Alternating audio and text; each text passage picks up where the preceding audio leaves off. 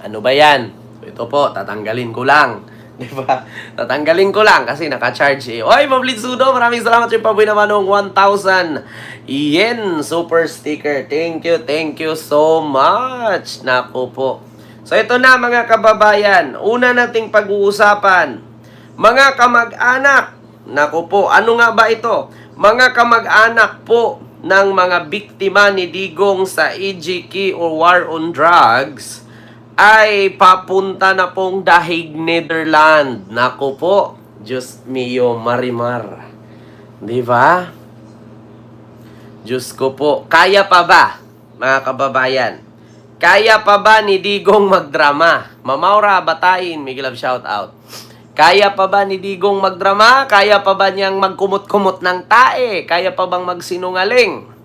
Nako po, mga kababayan, eto na nga. Eto po, balita po mula sa DZMM. Ito po yung totoo ha. Galit po ang mga Duterte dito sa DZMM. Pagmamayari po kasi ito ni Romualdez. According nga nila, ay bias daw ito. Malapit-lapit na mga kababayan. Ito na. Papuntang Dahig sa The Netherlands ang dalawang kaanak ng mga biktima ng War on Drugs. Patay. Ni Radyo Patrol, Nico Bagsik. Nico! Nako, alaka.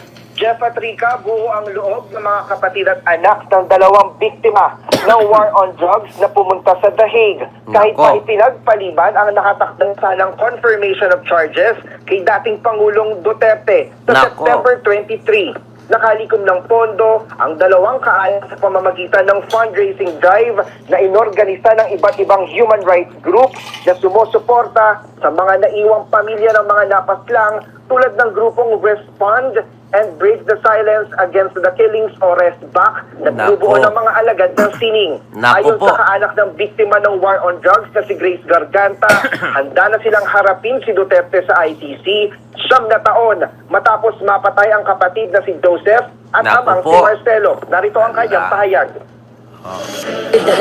Kung hindi kayang mapanagot dito sa Pilipinas, kailangan nating harapin. Katulad niya, hinaharap niya yan sa ibang bansa. So, dapat tayo rin, handa rin tayong humarap. Kasi ganyan naman talaga ang justice. Laging napupuspon, hanggang ngayon, puspon pa rin. Diba? Sabi ko sa inyo mga kababayan, sa mga nagtatanong, ano daw ang function ng ICC sa Pilipinas? Bakit kailangan pa natin makipag-coordinate sa ICC para makulong si Digong?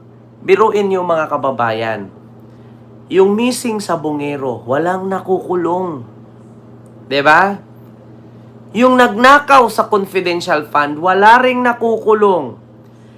Yung korupsyon sa flood control sa DPWH, walang nakukulong. Si Digong pa kaya? Kung dito sa Pilipinas yan ikinulong, makukulong kaya yan? Loso. Yeah?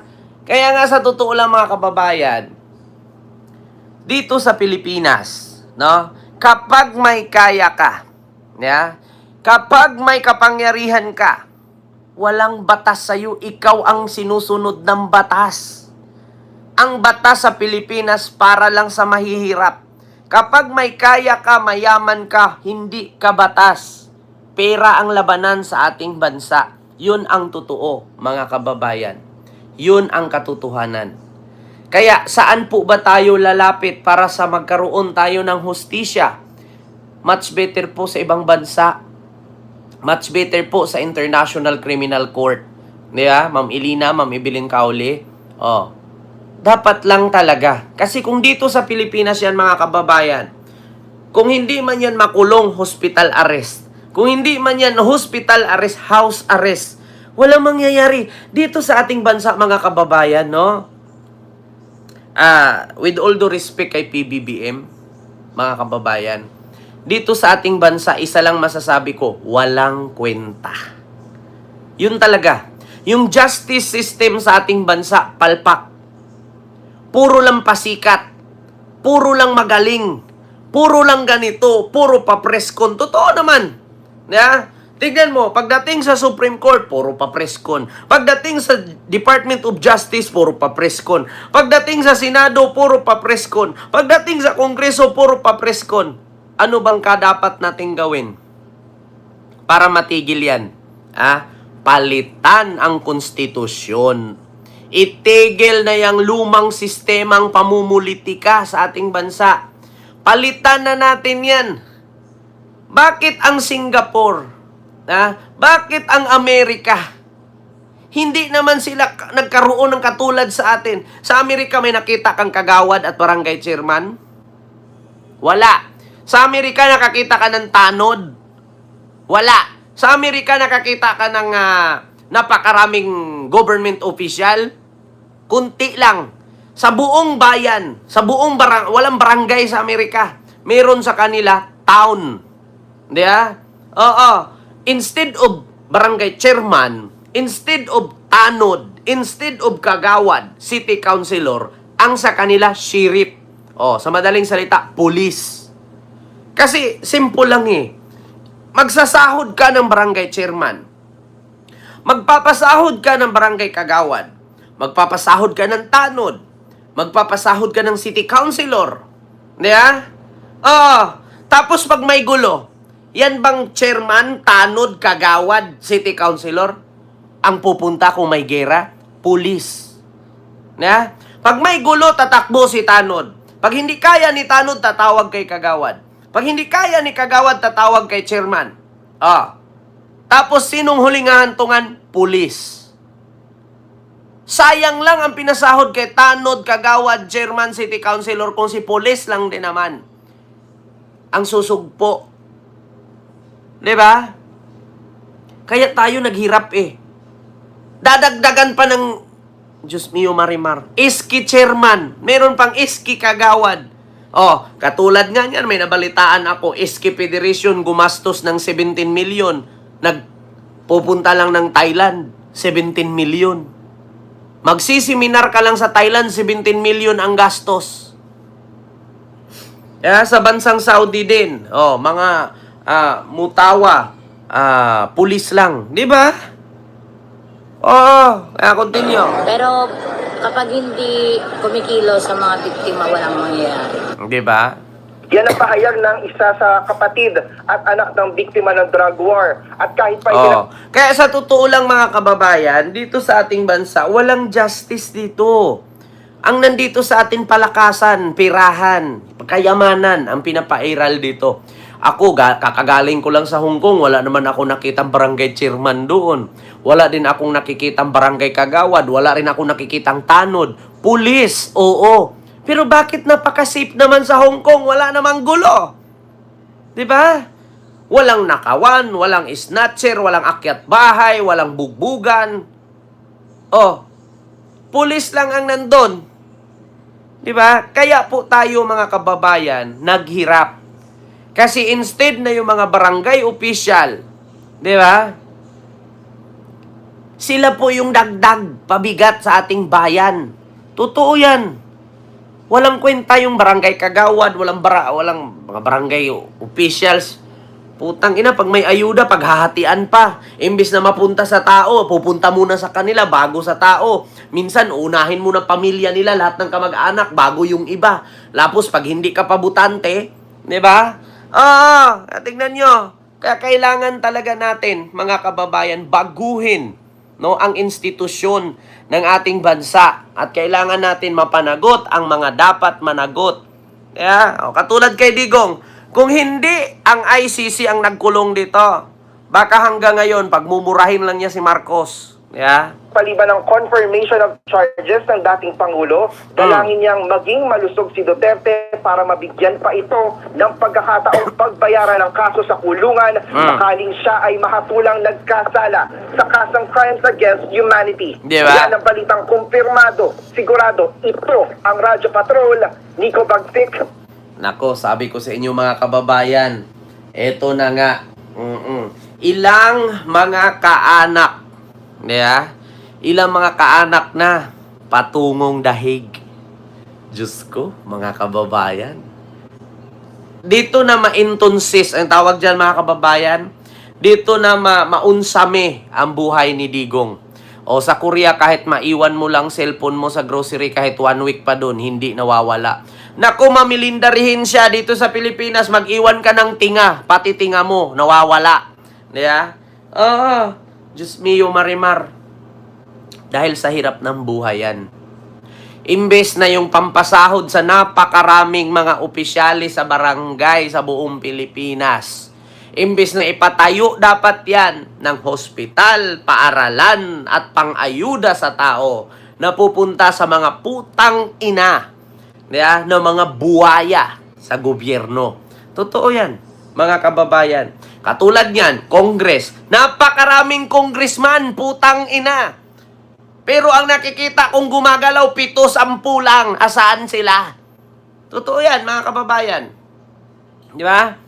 Napakaraming congressman. Oo. Biruin ninyo ang congressman, 300 plus yan. Di ba? Asaan yung iba? Kaya eto, mga kababayan, hanggang kailan kaya ni Digong? Hanggang kailan si Digong magdrama? Hanggang kailan si Digong gumawa ng istorya na siya'y nakakalimot na putang ina niya? Yeah.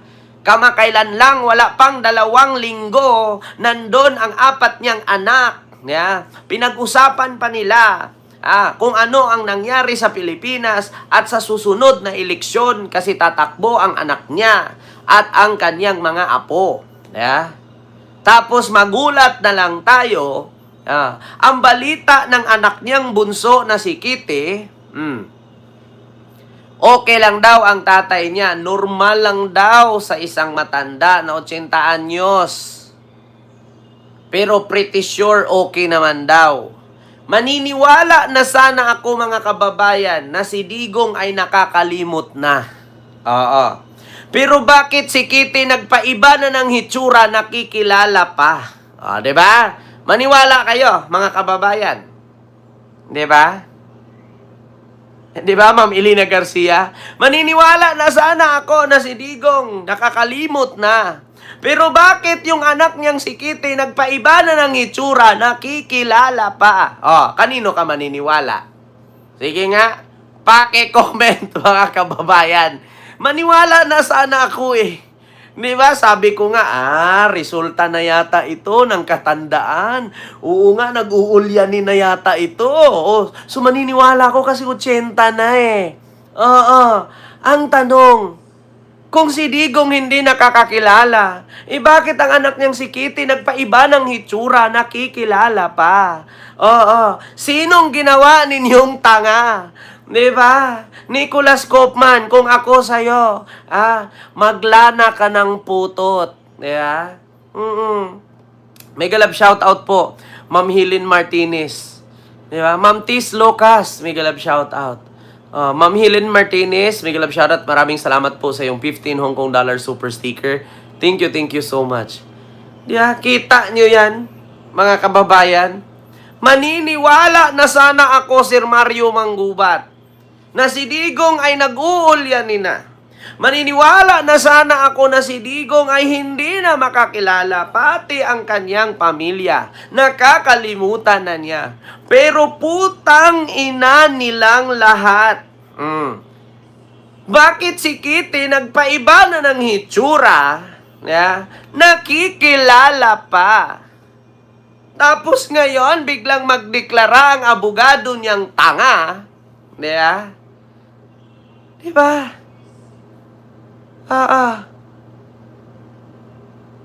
Nag-uulyanin na daw. May nag-comment, magbasa ka po. Kanina pa po ako basa ng basa. Sa topic po tayo mag-focus. 5 minutes na po ang aking nilaan bago mag-start ng topic. Kasi kung magbasa po ako ng puro comment, mawawala po tayo sa topic. Diba? Sa bagay, hindi naman mawawala sa isip ko yung aking sinasabi. Diba? Much better po, pangalan nyo na lang po ang basahin ko kaysa sa comment nyo po. Bakit? Kasi pagbasahin ko lahat ng comment ninyo, di tayo matatapos dito. Diba? Ma'am Linsudo, totoo yan. Diba? Sabi ni Ma'am R. Villegas, diba? Lulo ko nga eh. Ma'am R. Villegas, 'di ba? Yung lolo ko nga. Diyos ko, yung lula ko namatay, 103 years old. Kung hindi siya natulak ng apo niya sa tuhod kasi naglalaro sa hagdan, hindi siya mahulog at mapilay. Kaya naghiga na lang siya noon hanggang sa nag-bedridden na lang siya. Oh, pero nakakaalala pa naman minsan asaan yung coke. Oo, maniniwala ako na kapag matanda na coke talagang hinahanap kasi yung lola ko coke hinahanap eh. Pero hindi zero Hindi totoo 'yan, no. Sabi ni Ma'am Olivia Castro. Yeah. Alam niyo sa totoo lang mga kababayan, yan si Digong, demonyo yan. Huwag kang maniwala dyan. Oh. Ang mga naniniwala kay Digong, satanas. Yeah? Oo. Kampo ni Lucifer. Hindi niyo alam. Oh, si Lucifer, natalo ko. Nakipagdebate sa akin si Lucifer. Oh, natalo ko. Ako ang anak. I am the appointed son of God. Kaya dapat makinig kay sa akin. Si Lucifer, natalo ko. Kaya ako ngayon nasa kulungan. Hindi na ako makaiyot gamit palmolive at lotion na Jergens. Diba? Yung ama ninyo, si Lucifer, natalo ko yan. Oo. Kaya pag hindi kayo dumaan sa akin, hindi kayo mapunta sa langit. Putang ina mo, kibuloy. Oh, biyahing Amerika ka na rin. Yeah? Oo, ganun yan, mga kababayan. Oh, eto.